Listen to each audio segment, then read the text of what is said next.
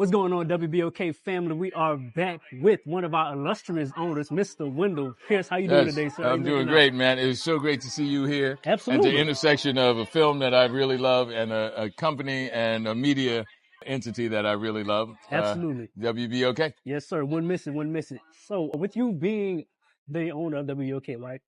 And it's a platform for Black voices. Yes. Black owned, of course. How important was it for you to choose this role that is exemplifying another Black story? First of all, I wanted to do it business-wise because Anscape is a studio that is focused on Black stories intersecting with the sports analogy of life and humanity. We have the same mission. Yes. And giving platform to those stories, because the more specific you are and the more stories that we tell about our own community, the more universal it becomes. So I wanted to do business with them. And Jason Adu is one of the great Hollywood executives that I wanted to work with. Then I wanted to work with Sheldon Candace, who is a great director who really made his bones when he came out of USC and worked at Sundance. And then it was the story itself about this man who was looking for redemption, who was working with kids and giving them an opportunity to exercise their right of self-determination and do something beautiful and change their lives. So with all of those things that came together, I really wanted to do that. And that's the reason I became an owner of WBOK, because for 70 years, WBOK was a platform to give voice to the voiceless, many people who had never had an opportunity to make their voices known in New Orleans. And so this film is exemplary of that. Absolutely. And the film is called They Fight. Is there anything that you had to pull from your personal life, like fight, whether it be metaphorical or physical, that you had to really pull from for this role? Well, for this role, I was thinking of one man who taught us how to fight, which was my little league coach in Punch Train Park, Mac Burnett Knox, right? Coach Mac, the beloved Coach Mac.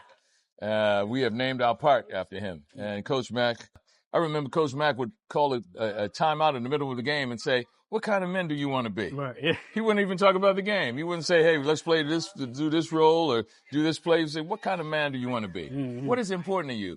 Show me what is important to you and fight for it." And that's what They Fight is all about. It is exemplary of what's important to you and exercising your right of self-determination and inspiring people to know that they can fail and still redeem themselves even. So that's very important. Absolutely. And does that go forward into representation? Like, how do you carry yourself through anything that you're doing, whether you're on a little league field or you're now a man now having business deals? Representation is very important, because if you see yourself, then you're able to, if you see it, you can and perceive it, you can achieve it, right? And, no matter how much encouragement you may give a young person being able to see you up there and see the representation of men and women like themselves, then they're able to do it. And that's a perfect segue into one thing, which is I would like to honor Jerome Smith, Big Duck, who died. He is an icon. It was because of Big Duck he gave me inspiration to know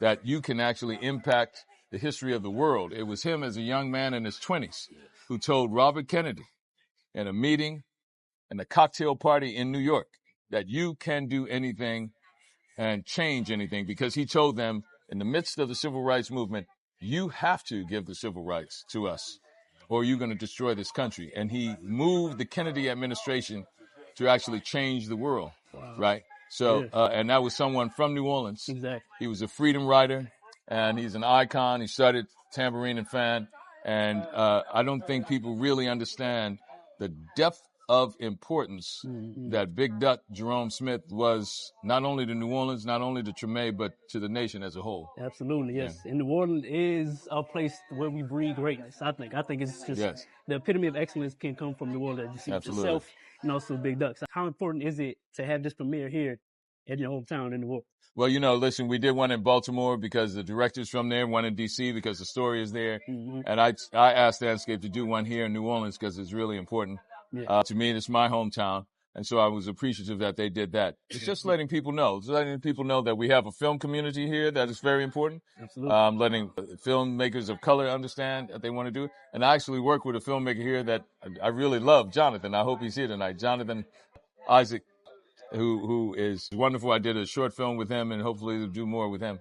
So it's just to encourage and incubate talent that's already here in New Orleans. Right. Well, we appreciate everything you do for not only at the station, but for the city of New Orleans. And I thank you for stopping by and talking with me. Thank sir. you. Yes, sir. Wow. Yeah. That's how we do.